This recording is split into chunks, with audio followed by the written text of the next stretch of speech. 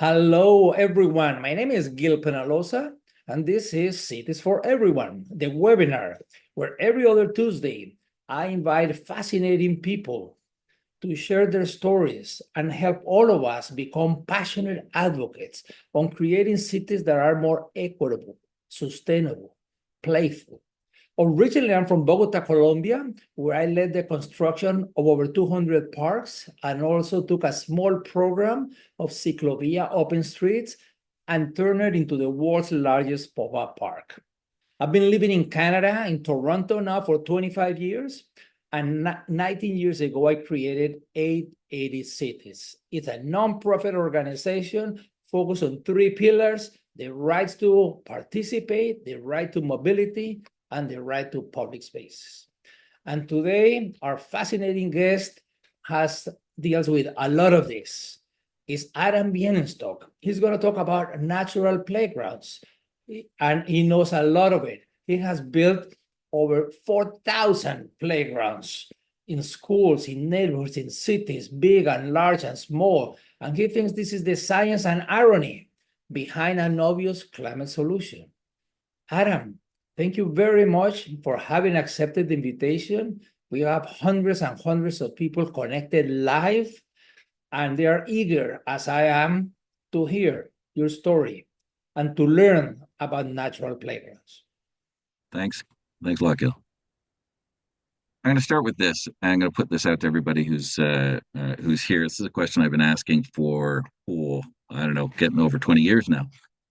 I want you to think about your favorite thing that you did when you were a kid.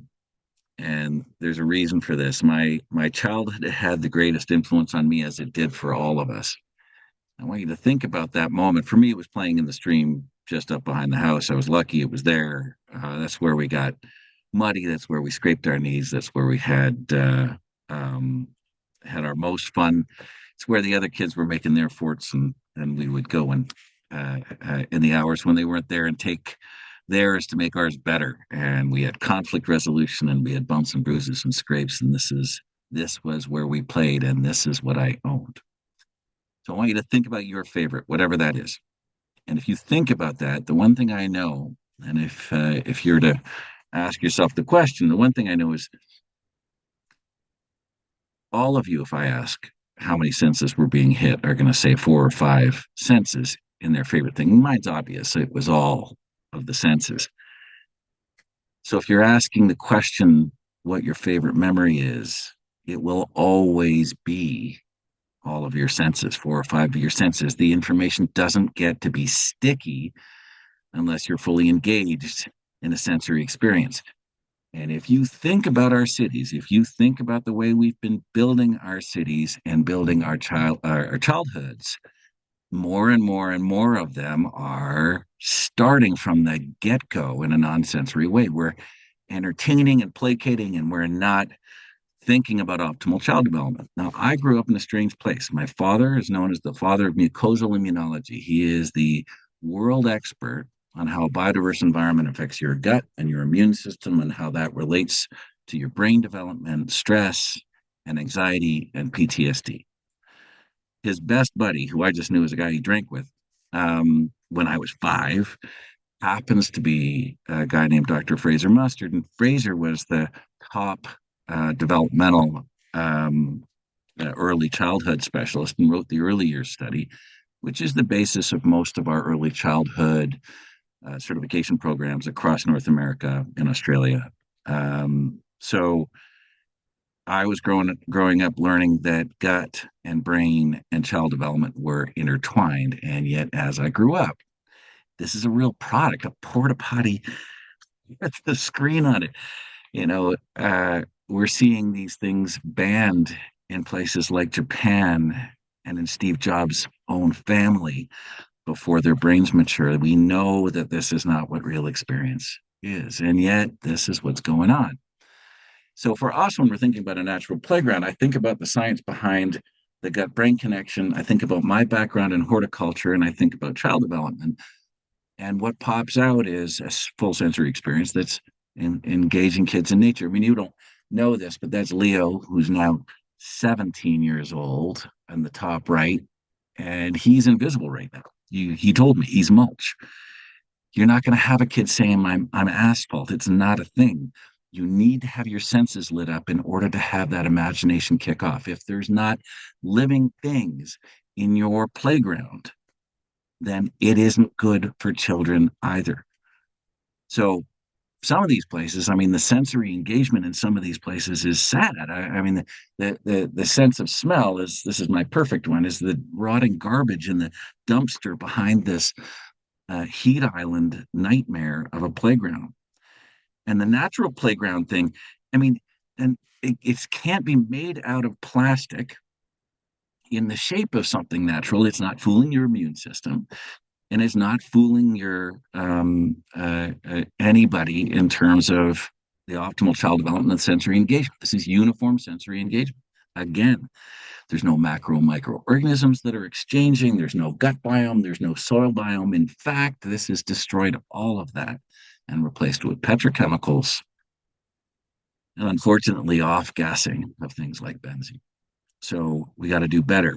And we're seeing this mimicry stuff of nature more and more and more often, where they're saying if it looks like nature, it must be natural.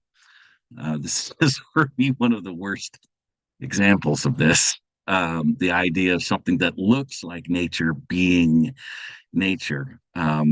It's a real thing, by the way. You can look up elephant pooping slide and see it from all angles.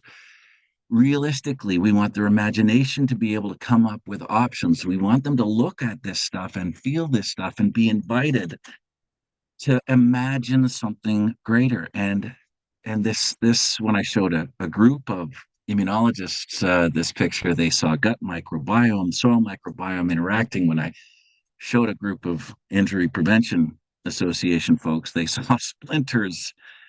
We do not have lawsuits for splinters in our US playgrounds. We've done over 4,000 of these playgrounds. The question I ask you when you look at this image, what do you see? And everyone sees something different. I've heard Chinese dragon. That pops up a lot. And for me, all I see is a schnauzer. I have no way of seeing anything but a schnauzer now. I've got the schnauzer in my head, so I'm stuck. And some people see a sailboat and others see a different thing. The point of it is, if you're not prescriptive and you're natural and you're sensory, their engagement rates triple and their brains light up and their immune system gets better. And it isn't that all the time. That elephant is an elephant and only an elephant for now and forever. That is it. We need to do better than that and let their imagination, trust them to be able to imagine this to be whatever they want it to be. And there's a ton of research around this. I'm going to assume you can all read. Gil, I'm going to give you a cheat sheet of any of the research around this.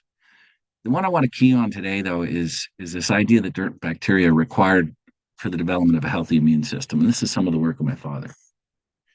And I want to key on this one because I think right now in our cities, we're seeing this sort of insidious effort to co-opt the language of what nature is or what green is, and in the name of sort of paving it over. There's no fooling the immune system. There's no fooling what those plants need to survive. They need a healthy soil microbiome as well as humans. If you want to deal with drought resistant, you're going to have a healthy soil biome. And yet for most playgrounds, the before picture looks like this. It's all rubber, it's plastic and steel, it's sun-baked. And when we're looking at this and we're looking at a system of nature as an intervention, that means grade change, and that means more than paving and gross motor. That means a forest. That means sensory. That means four things. It means you need to have a quiet, contemplative place. You need to have a place for full gross motor engagement. I believe there should be gross motor engagement. I just believe it's one thing. It's not all of the things. You also need to have something for fine motor. It's just as important as gross motor, or you end up with one type of play where 80% of the physical activity is coming from 20% of your kids, and they're only sticking for 18, 19 minutes. We need them there for longer than that. And we need all of the kids to be able to cycle through. So when we were working on a project in Michigan, we want to ASLA award for this with a team down there in Holland, Michigan, and it's next to the pond, and it even has a stream that we built that has fish spawning from the pond. When we went to the kids and asked them what their favorite thing about this was, and we do that after 6 months with folks, point to this picture, show me what your favorite thing is. Well, it actually turns out that more than half the kids pointed to the forest behind this, not at anything we built. And this is important. This is what we need in our cities. We need more of that raw, real nature. It's not about us as the designer. I mean, yeah, okay, I'll admit that's a little soul sucking. Someone that does the work, but this is important. This matters. We have to understand that that real nature has value. And at our best, we're doing things that mimic it. That's where the loose parts are. That's where the hiding pockets are and the grade changes. And they can make things and chase and play games and be imaginative. And there are things that move and there are things that smell and they can feel the living salamanders in their hands or whatever your local thing is. If we move away from that, we get less of it. More is better. You know that phrase, less is more? I hate that phrase. Less is less. I'm sorry, when it comes to play, less is less. More is more. So I want to give you an example of the sort of um, concepts that we play off. This is the Mississippi River, a study of all of those crazy machinations that over millennia that Mississippi River has done. And when I look at some of the stuff from Olmsted and Capability Brown, you know, from back in the day, a long time ago, before computers started to help us sterilize how we did our designs and how we drew a perfect arc, the pathways look like this. They look like varicose veins. They wander. They have reasons why they move. They bump into obstacles. Those obstacles have to have meaning too. And if we start to think in terms of design for natural spaces and cities and follow this pattern, you can start to create parks and playgrounds in urban centers that actually start to mimic those lines where those rivers would have flown. Now, this was a pure marsh all the way across, and it was a man made marsh, and it was a problem. And so we worked with Mile High Flood District in Denver and created the meander. This is all man made from scratch, but it's taking those fundamentals that are there, that appear, and then simple interventions. We do not need to get crazy complicated in order to do these simple interventions. If you do have water, figure out who's dealing with the drainage. It turns out that spaces like this are unbelievably resilient when it comes to stormwater management over time. So we want to think about how do we engage more, not less. There are wheelchair accessible paths throughout this park, but there are also cut throughs because there should be. Not everything can be perfectly 100% accessible, but we need to have a route of travel that respects everyone. And what I've discovered, and I've spent a significant amount of time in the wheelchair myself, what I've discovered that is if I speak with people who have mobility issues, are faced with those challenges, they would prefer us not to remove these opportunities. So do something for all children, and you're going to do something, end up with something good. This is what a play structure looks like to us. This is what swings look like to us. We are looking at every aspect. When this was installed, it had its bark on, and the bark fell off, and it became glorious.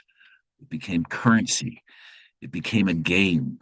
We need those games, that currency, those loose parts for those children. And it's kind of a cheat for us. While all the rest of the forest comes up, while that cottonwood starts to take over, we're giving the kids something to play with by giving them that bark. So, swings. There are solutions that are out there. This is wheelchair accessible, impact rated, living grass. There are solutions that are out there that allow you to do alive and real and still achieve all your rotational penetrometer tests for accessibility, which I also believe is very important. You don't have to sacrifice design in order to achieve these things. And over time, I started to get frustrated because I've been doing this for a very long time now. And the frustrating part for me was that people were talking about these play spaces, these natural sensory rich spaces. They're talking about these things as if they have some sort of innate danger, that you're more likely or at higher risk for danger. So I joined a group. Mariana Bressoni is one of my heroes, and as is Ellen Sansetter, and together we wrote this systematic lit review on outdoor risky play. And if you've heard the term risky play out there, this is an important one.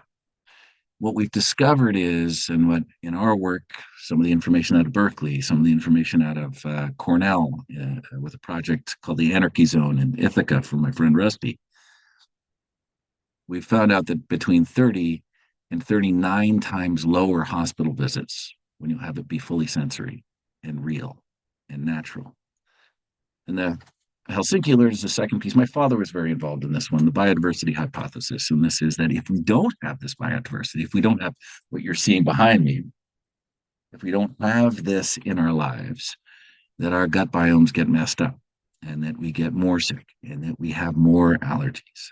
So as a health intervention, we have to stop inflammatory disease by actually connecting to nature. And the disturbing trend that I'm seeing right now, this is on a recent study saying that the value of nature and natural playgrounds as an intervention, and then it shows this as an example, the co-opting of nature in its real form, what nature is becoming common. This is the image that is used for the value of nature. This is not nature. And I'm sorry to say it's not. It's art. It's pretty. It has a different value, but stop calling this nature because it's not. And the same is true of green. And we are seeing this stuff pop up more and more. We're saying this is green infrastructure. This is a green community schoolyard. It is not. We are smarter than this, folks. We can't pretend. We can't talk about a solution if we allow the co-opting of language.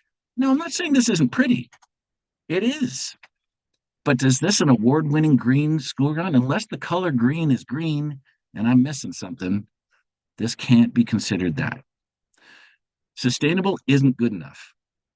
It's not good enough anymore. We got to move to regenerative in our cities. It can't be good enough to have it be sustainable. I don't want a sustainable marriage. I don't want to. I want things. We have to get better than we are today, and we have to look at each one of these spaces as the opportunity to get better. And that means a soil microbiome that's alive. That means we have to think about, be the adults, and think about creating spaces that aren't just convenient for facilities managers, but start to look below the earth. What's been fascinating and really encouraging of late, I was at a conference in Belgium and lots of conversation about this. This stuff below grade, that's 65% of the carbon capture. 65%, as much as that in that living soil microbiome is below grade, not just the leaves on top. That is alive because of the soil microbiome. That is the thing that is there. So 65% of the carbon capture, you have a 65%, ironically, greater drought tolerance when we have a living soil microbiome. You have a 65 percent, at least a 65% lower injury rate when you have a living soil microbiome. And guess what? The stuff that my dad did around immune response and stress and anxiety, that was all just as dependent on the soil microbiome. The start of this, the part of this that makes me fascinated and encouraged is that they're all the same community of bugs.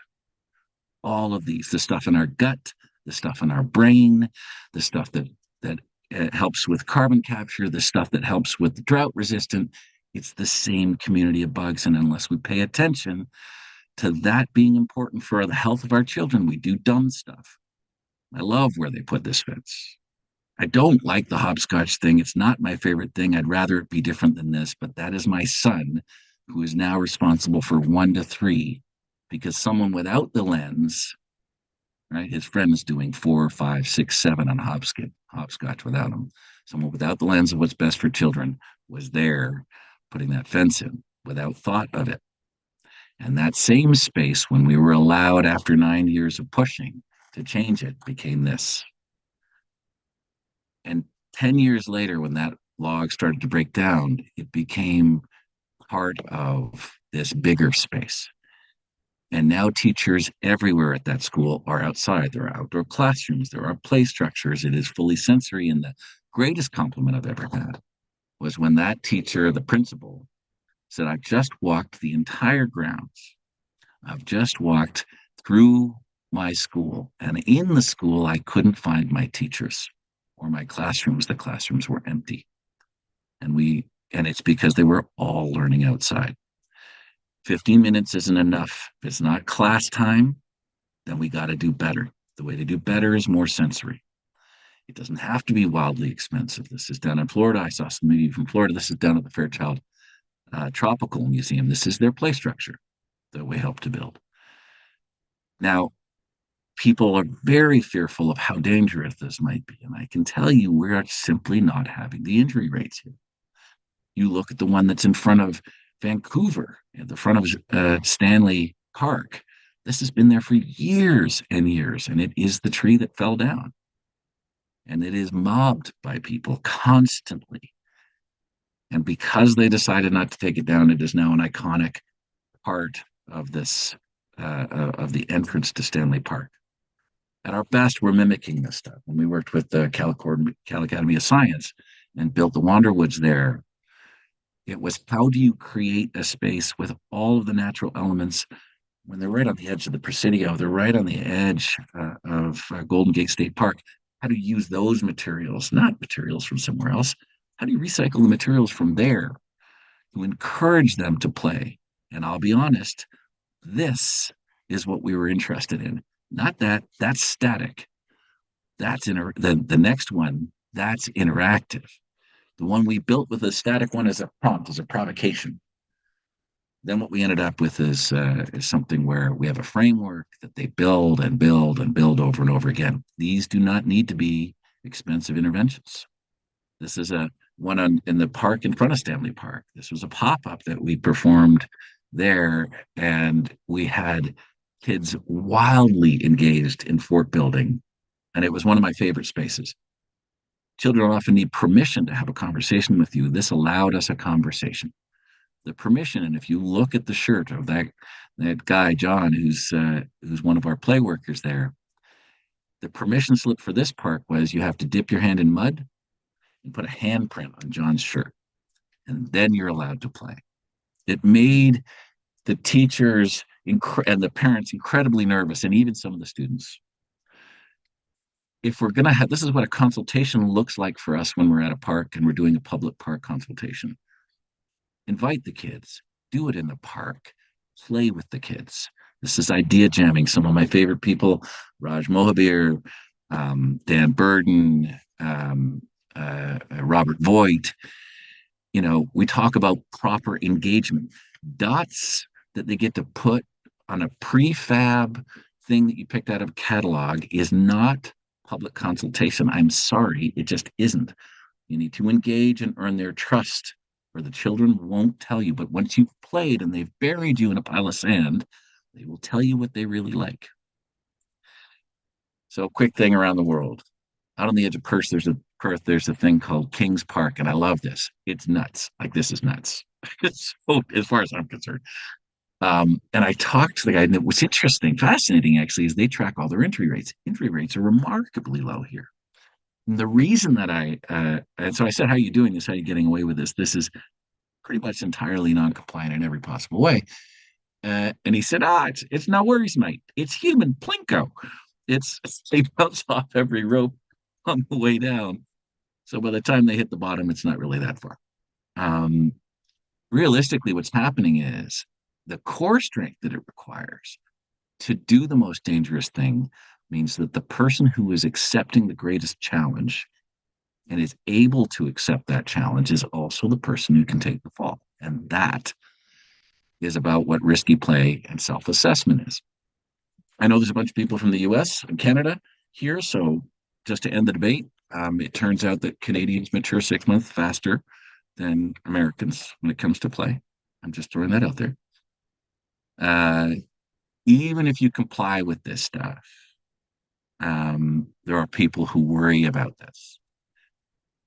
Playgrounds don't have to be prescriptive or get up to the very top in order to be compliant and accessible. You need things that people can engage with at different heights and at different levels. And you need those children to be allowed, given the trust, to actually come up with which challenges they are able to take.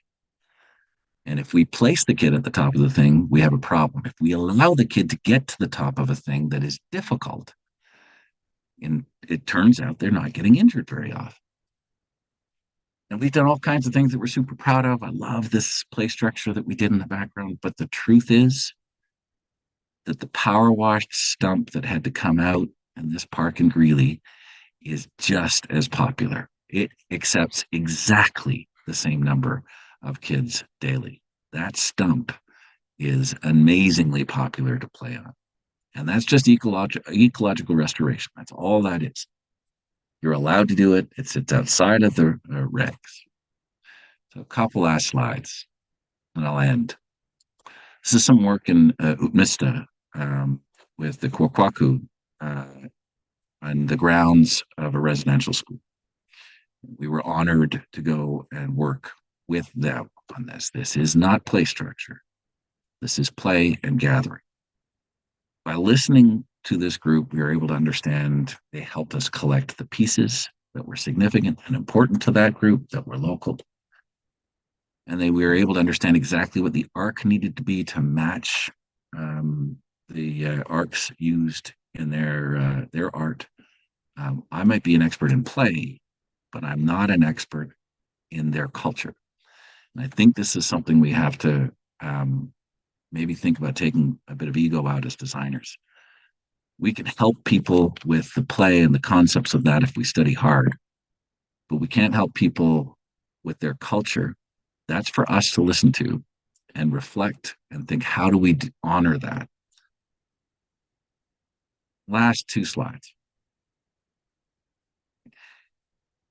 Turns out that 65% of the play, and turns out, I love this number that 2/3 keeps on popping up. 65% of the play happens in the first 12 inches of your space, not on the structure that you do, but on the border and on the changing surfaces. If anybody asks you what the single best type of surface is, then they're wrong. It's the wrong question. What we do in that first 12 inches matters. It matters to those children, to the youngest children. It matters to the older generation as well. These sensory moments, surrounded by accessible pathways with opportunities to go through, need to be in each of our spaces. We have to stop over cleansing and start to think about, how do we hit all 5 senses? And if we do that well, if we do this well, and just ask yourself when you're looking at your space, have I got all 5 senses hit? If not, then go back and do better on the 5 senses. By the way, good little test for you. The taste one, that's my son Leo. We found this out with the class.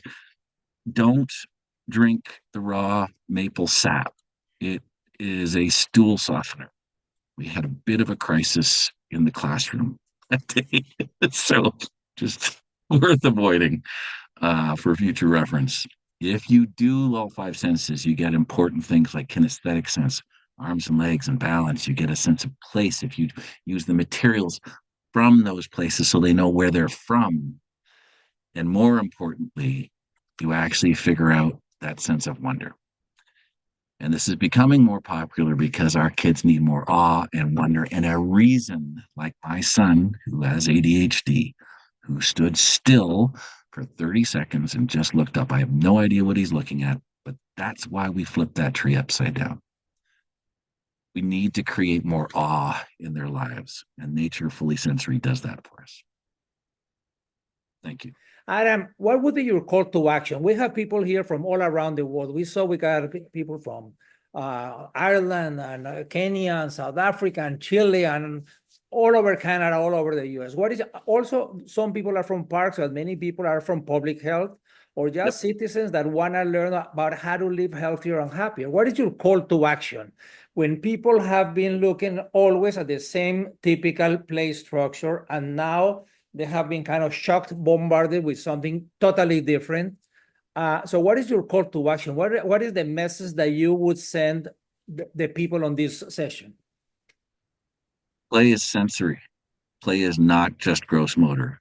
Play is just as real as the stuff that they need to play on. It's a serious piece of work, and we deserve better than cleansed heat islands if we're going to think about our environment and our children in the next generation. We need to plant for the next 50 years, and we have to plan for full sensory engagement amongst our kids, or we're going to continue to skyrocket our problems with autism, Asperger's, and sensory integration issues. It is not complicated. You do not have to have crazy degrees. All of the stuff that we do, all of the specs we've developed are free for anybody. Anyone who wants them can have them. Then we do not, we want more people to do this work.